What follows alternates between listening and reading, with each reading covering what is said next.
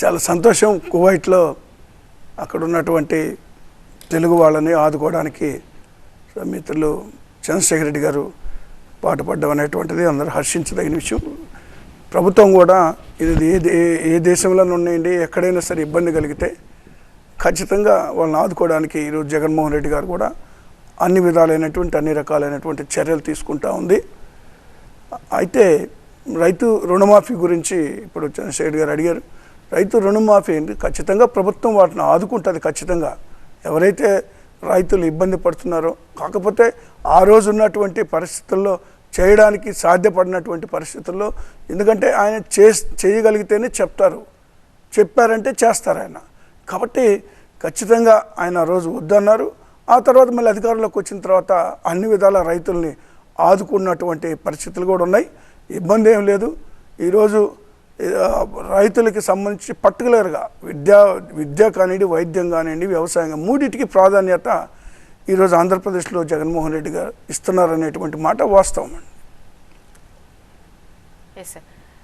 చాలామంది వైనాట్ 175 కాదు, వైనాట్ పులివెందుల అంటుంది టీడీపీ. చాలా సోషల్ మీడియా ప్లాట్ఫామ్స్లో కూడా ఇది వైరల్ అవుతుంది. చాలామంది మాట్లాడుకుంటున్న మాట కూడా ఇది. దీనికి సమాధానం ఏంటి మీ తరఫున?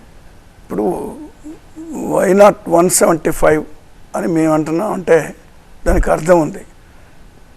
ఎందుకంటే కుప్పం కూడా మేము గెలుస్తామని గట్టిగా మాట్లాడగలుగుతున్నామంటే అక్కడ చంద్రబాబు నాయుడు గారు 14 సంవత్సరాలు ముఖ్యమంత్రిగా ఉండి కనీసం నీటి వసతి కూడా ఇవ్వలేని పరిస్థితుల్లో, లేదా ఒక ఆర్డీఓ ఆఫీస్ కూడా పెట్టుకోలేని పరిస్థితుల్లో, మరి అనేకమైనటువంటి సమస్యల్ని గాలి కొదిలేసినటువంటి పరిస్థితుల్లో అక్కడ గతంలో జరిగిన స్థానిక ఎన్నికల్లో వైఎస్ఆర్ కాంగ్రెస్ పార్టీ విజయదుందుబి మోగించింది కుప్పంలోనే.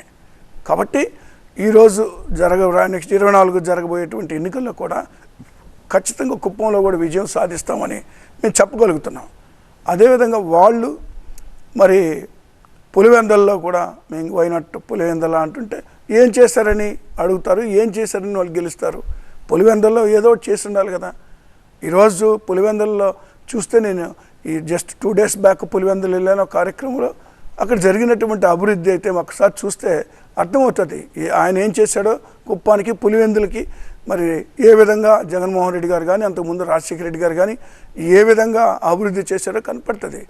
ఈరోజు పులివెందుల్లో ఒక పెద్ద మెడికల్ కాలేజ్ చూస్తే అది ఒక యూనివర్సిటీ లాగా ఉన్నది. అటువంటి అనేకమైనటువంటి మరి కార్యక్రమాలు పులివెందులో చేస్తూ ఉన్నారు.